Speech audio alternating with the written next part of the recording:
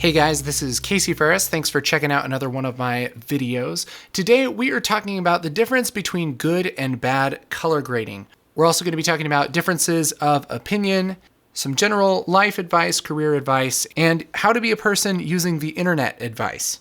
If you're a person who creates things and puts them on the internet, you would probably know that the internet is kind of the worst. Anytime you create something and put it in front of a bunch of people, you're going to get a difference of opinion, which is totally fine. Some people might like your work, some people might not like it, but that's an aspect that makes being creative so interesting.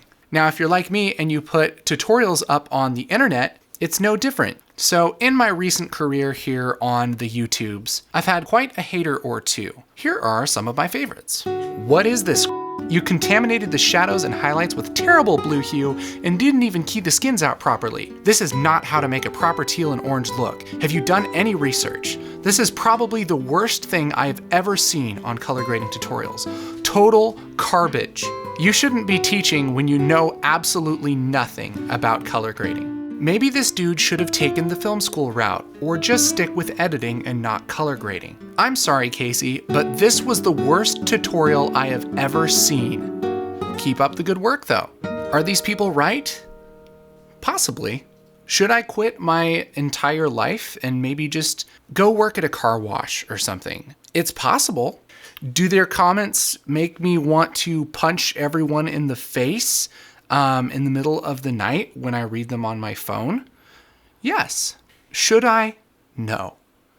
Do I ask myself a lot of questions when I'm frustrated? Perhaps. But while considering these things over the past few months, I've come up with a couple of encouragements for anyone who, like me, sometimes might be dealing with haters, especially with color grading, and I thought maybe we could have a discussion on what is and isn't a good color grade. First point of encouragement for anyone who hates on your work would be to realize that sometimes they might be at least partially right.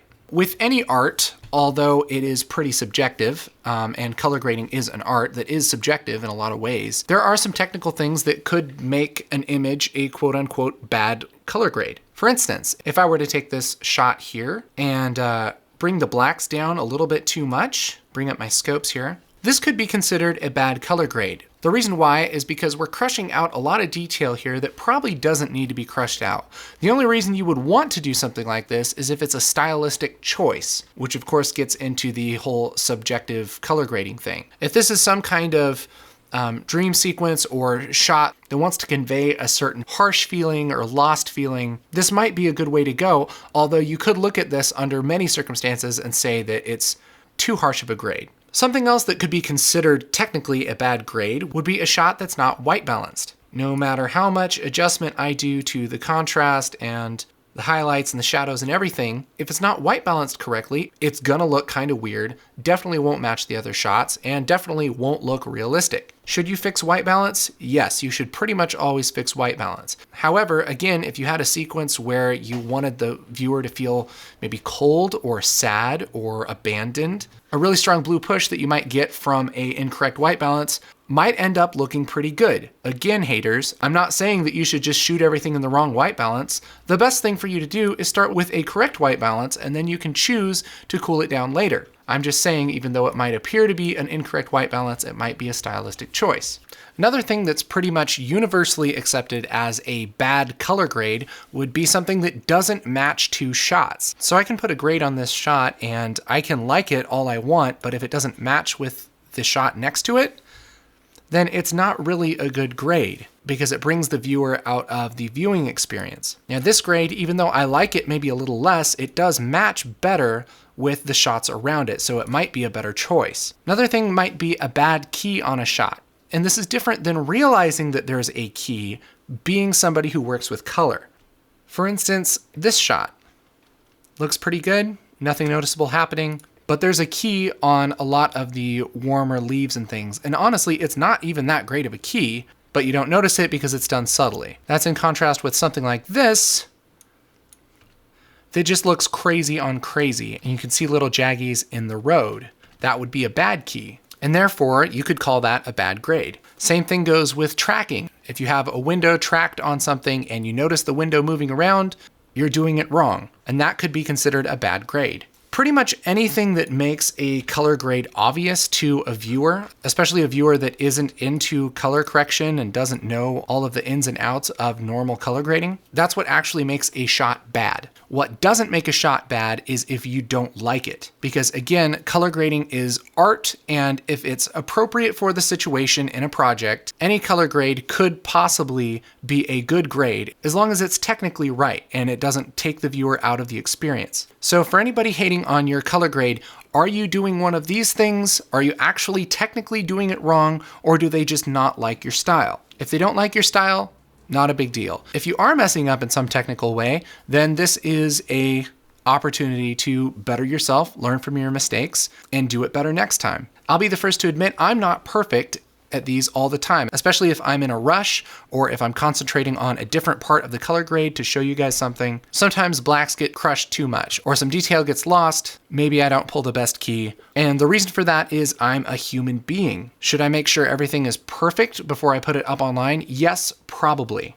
But the truth is, I'm just a guy who likes color grading and helping people out a little bit on the internet. A lot of you guys seem to learn stuff from the tips that I bring, and so I share them on YouTube. I'm definitely not the best colorist in the world, definitely don't know everything, probably won't ever work on a huge budget Hollywood film, but hopefully I can inspire somebody who might someday. So the first tip was long, the second 2 tips are really short. Number 2, art is subjective, which means that anytime that you create anything, chances are somebody won't like it. You can grade your film flat and hipster, or black and white, or teal and orange, and it could be a good grade either way. All of the style decisions just need to be appropriate to your project and what you want your viewer to feel. A high contrast, gritty look might not be good for a movie about a girl who loves to ride horses. A soft skin, low contrast grade with pastel colors probably isn't gonna be great for your action scene where your hero guns down a bunch of terrorists. So if people don't like your grade, it could be that it's actually bad, or it could be that it's just not their style. And the third and most important tip is this: the only person that you need to impress is the client. If you're doing color grading for somebody who's paying you money, the only thing that matters is that they are happy. If you're doing color grading for yourself on your own project, the only thing that matters is that you're happy. If you're working for a client and you have a grade that you like and your client says it needs more contrast, then it needs more contrast. Even if you think it sucks, that's kind of the nature of it. If this is your own project, you can grade it however you want. If you think it needs more contrast, you can put more in.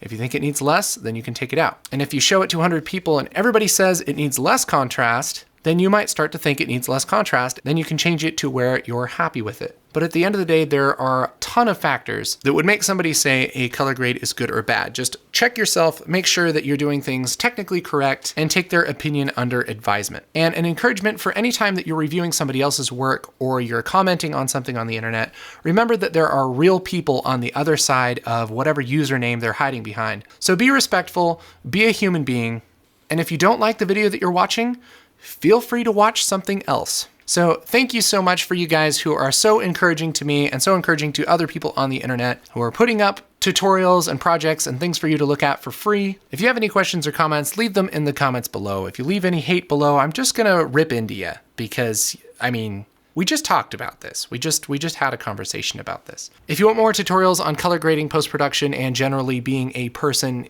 doing stuff, subscribe to my channel here on the YouTubes. My name once again is Casey Ferris. I'll catch you next time.